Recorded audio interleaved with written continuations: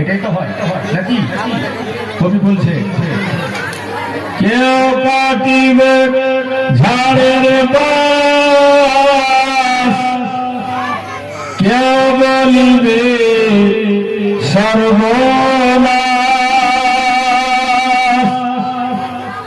কেউ বায়াবাদ করবে গরম পানি না জননী,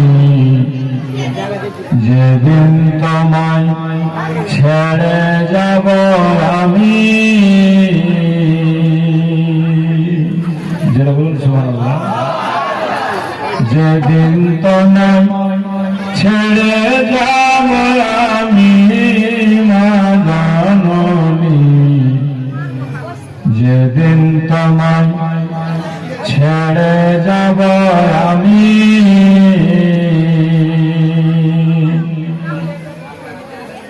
যেদিন আমি থাকব না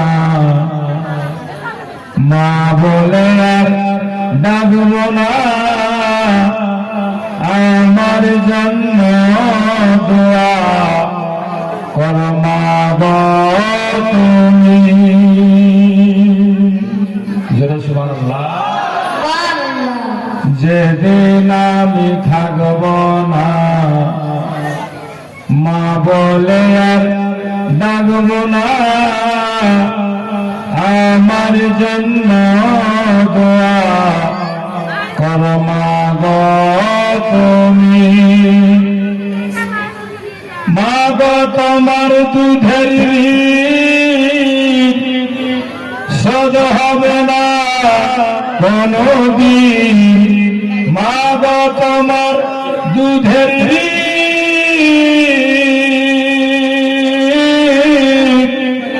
শোধ হবে না কোনদিন, মাফ করিও ওরে ও মা দুঃখিনী, আমার জন্য দোয়া করো তুমি।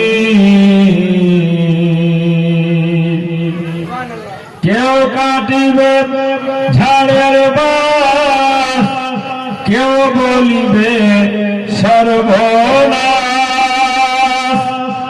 কেউ বায়াবার করবে গরম পানি না জননী,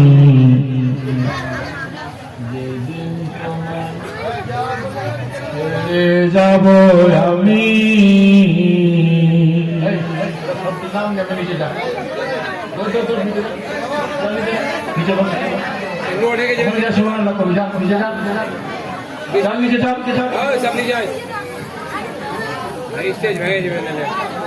যেদিন তোমায় ছেড়ে যাব আমি না জননী, যেদিন তোমায় ছেড়ে যাব আমি। জোরে সুবহানাল্লাহ।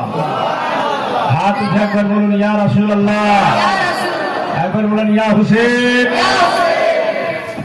আওলাদে হাসান হুসেন এসেছে, আওলাদে গোসে পাক এসেছে, এই জন্য খুব আদরের সহিত বসবে। আওয়াজ না বের হয়, খামোশ। মাদেরকে বলবো সাইলেন্ট। তোমাদের আওয়াজ পুরুষদের কানে যদি আসে তো উল্টা তোমাদের জালসা শুনতে আসা গুনাহ হয়ে যাবে। এই জন্য মাদেরকে বলবো তোমরা তো চুপ থাকতে পারবা না, তাও চেষ্টা করছি যে গুনাহ যেন না হয়। তাহলে বেটি ছেলে চুপ থাকে, যতই কহে যে তুই কাউকে কহবি না, কহিবেই না, কহিলে ওর পেটে হজম হবে। আর তিলকে তাল বানাতে পারে ওরা, এর নাম হলো বেটি ছেলে।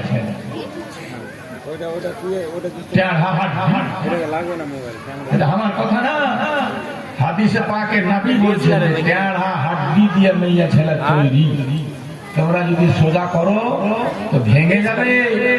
আর সোজা না করো তো টেढ़াই থাকবে। ওর মধ্যে কিছু কিছু ক্লিপটা আছে ভালো, সবাই তো খারাপ হয় না, আর কিছু কিছু এমন টেढ़া থেকে গেছে ওকে আপনি সোজা করতে পারবেন না।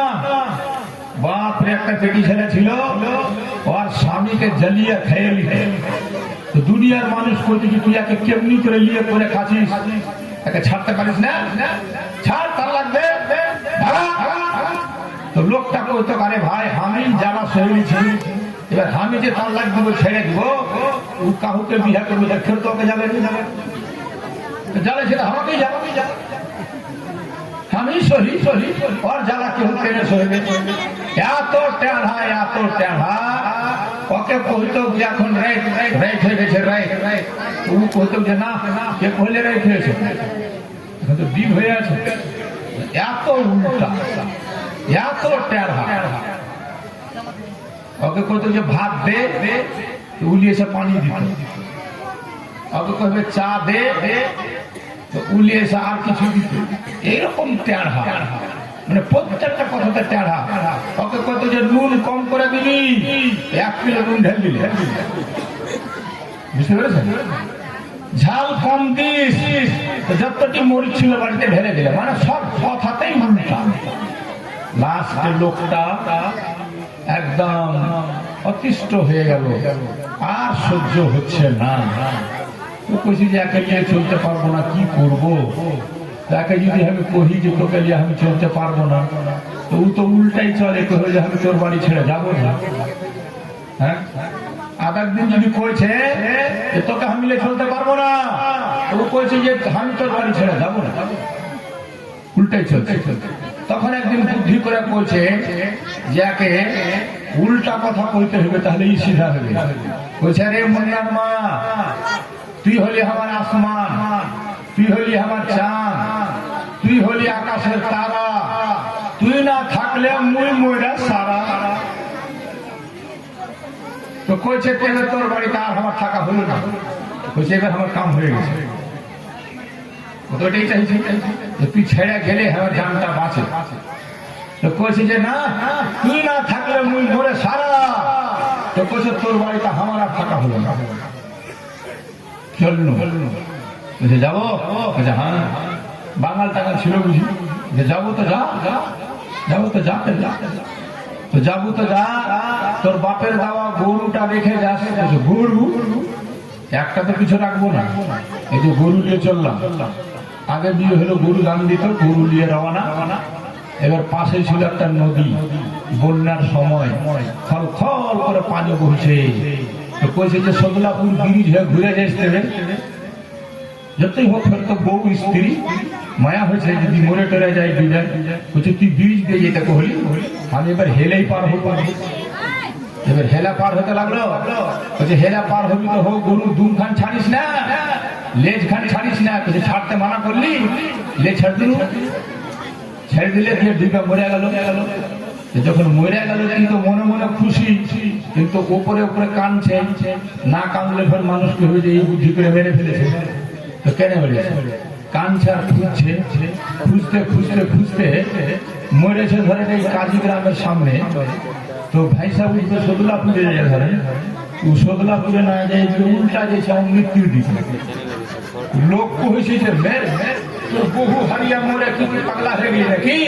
বলছে কেন? হ্যাঁ, বলছে পানি বহে দক্ষিণ দিকে গেছে, আর তুই ওকে খুঁজতে অমৃত দিকে গেছিস। তো কইছে ও সারা জিন্দগি আমার উল্টা চলেছে, ওই জন্য আমার বিশ্বাস আছে যে ময়রা যদি ভাসে কিনা তো ওই উল্টা ভাসে, ওই জন্য উল্টা খোঁজ করতে থাকে সবাই না।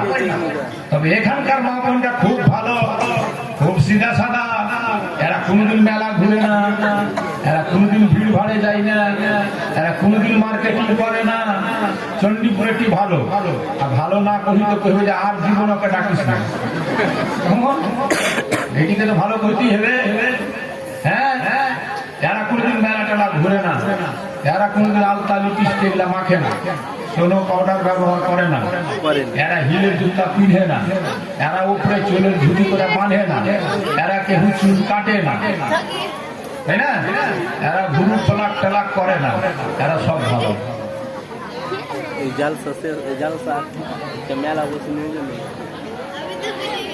এই কিসের আওয়াজ আছে? চুপ করে বসো, চুপ করে বসো। এরা খুব ভালো, ভালো, বুঝলেন? এটাকার মেয়ে ছেলে খুবই ভালো। যাই হোক, আল্লাহ পাক যেন ভালো বানায়, কারণ যার বাপ মা ভালো তার ছেলে পুলে হবে ভালো। আর বাপ মা যদি একা বেকা চলে তো ছেলে গর্ভ থেকে ভালো জন্ম নেবে না, খচ্চরের দুম জন্ম নেবে। হ্যাঁ, বাপ মা যদি ভালো না হয় তাহলে ওই ছেলের স্বভাব কোনোদিনই ভালো হবে না। আপনি উল্টা পুল্টা করে বেড়াবেন আর আপনি চাইবেন যে আমার ছেলেটা যেন নম্র হয়, ভদ্র হয়, নামাজি হয়, পারেজি হয়, হবে না, কোনোদিন হবে না। হ্যাঁ, আপনাকে দেখে আপনার ছেলে শিখবে, আপনার স্বভাব চরিত্রের প্রভাব আপনার বাচ্চার উপরে পড়বে। এই জন্য দেখা গেছে যে মারা পারহেজগার তারই ছেলে দ্বারা হয় দিনদার, যে মা বোনেরা কি বলে যে আপনার নামাজি ওরই বেটা বেটি হয় পারহেজি। আর যারা উল্টা পুল্টা চলে তাদের ছেলে মেয়ে কোনদিনই ভালো হবে না। ওরাই স্টাইল করে ঘুরবে, ওরাই আপনার শরীয়ত বিরোধী কাজ করবে, ওরাই শয়তানি কাজে বেশি লিপ্ত থাকবে। যার বাপ মা হারাম খোর আর বেটা ভালো কম হয়, এই জন্য হালাল খোর বানেন, পরহেজগার বানেন। এই করে বসলেন মাহবুবের বেটা, এটা সুরাজের বেটা। ভালো তো বলছিলাম, এ মা, এ বহিন, এ খালা, এ নানি, তুমি যদি চাও যে আমার গর্ভের সন্তানটা যেন ভালো হয় তো তোমার চরিত্রটাকে ভালো করতে হবে। তোমার চরিত্র ভালো না হলে দুয়া দাও, তাবিজ দাও, তোমার বেটা তোমার কথা শুনবে না। ওই পরে করে কহে বেড়াবে, তাবিজ করে বেড়াবে যে বেটার বিহা দিল, বেটা আমার কথা শুনে না, খালি বহুর কথাই নাচছে। তুমি তো ছেলে এরকম নিজেই তুমি ভালো হবে তো তোমার ছেলে ভালো হবে কি করে? এই জন্য তোমাকে ভালো হতে হবে। তুমি ভালো হও, তোমার ছেলে ভালো হবে। কথায় আছে, বাপ ভালো যার ছেলে ভালো তার, মা ভালো যার মেয়ে ভালো তার। বাপ মায়ের স্বভাব চরিত্রের প্রভাব পড়ে বাচ্চাদের স্বভাবে। বহুবার শুনেছেন